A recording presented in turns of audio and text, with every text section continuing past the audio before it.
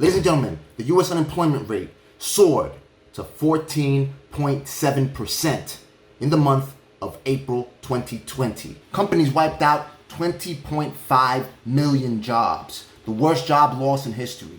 The United States has never come close to losing that number of jobs ever. And I expected it. Yesterday, jobless claims came in. 33.5 million people filed for unemployment insurance over the past 7 weeks.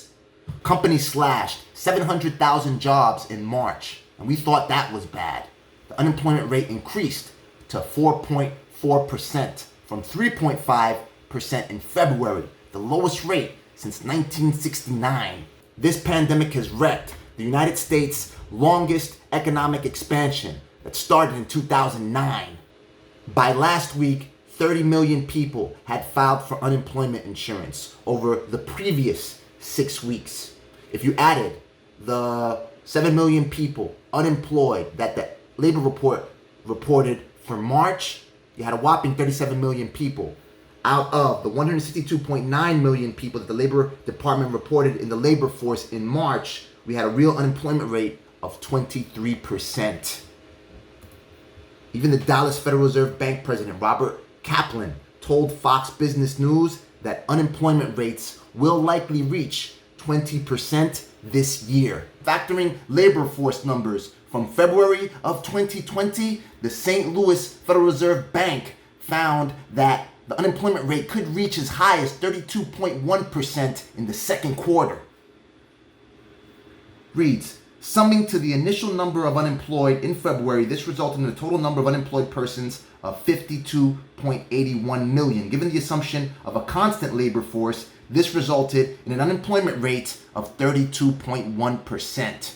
The St. Louis Fed closed in its summary nonetheless. These are other important caveats. First, these calculations assume that the labor force is constant and exclude the fact that some recently employed workers may be discouraged and not looking for employment and thus would not count as unemployed. So as long as the labor force maintains its current level, then this would be the number. Nonetheless, the labor force has dropped. Second, many businesses may send workers home with pay instead of laying them off outright. Third, these calculations do not account for any potential effects of fiscal measures such as payroll support, measures for small businesses, or changes in the generosity of unemployment insurance that may be implemented between now and the end of June. So they did not factor in the CARES Act, where the Paycheck Protection Program would allow employers to put their workers on payroll for 8 weeks' time, and of course extended unemployment insurance, where the federal government is paying an extra $600 to people who are unemployed. Federal Reserve Bank of Cleveland President Loretta Mester had said that the U.S. unemployment rate would reach 15%. Jobless claims had reached 10 million based on that report in early April.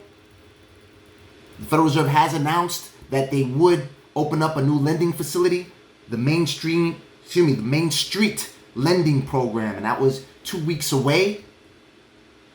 In recent reports, the summary pretty much reads that employment fell sharply in all major industry sectors, everybody suffering from the pandemic, with particularly heavy job losses in leisure and hospitality, which of course, nobody's going anywhere. If they are going somewhere, they probably have a home elsewhere, so they're not going to stay at the local Holiday Inn, but that free breakfast buffet that I always enjoy. But the situation looks bad. And I really feel for everybody who's depending on a job and can't count on one as of yet. I know that unemployment insurance hasn't kicked in for many. A lot of people haven't received stimulus checks. And basically, lawmakers are dragging their feet to put some legislation through. So I hope lawmakers take this into account and see that the American people need additional stimulus in one form or the other and move on something as quickly as possible. Stop stalling.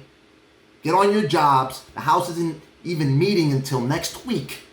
And pass something. Get something through, because if you don't protect the consumer, our Americans, everybody, you, me, everybody, then the economy is gone.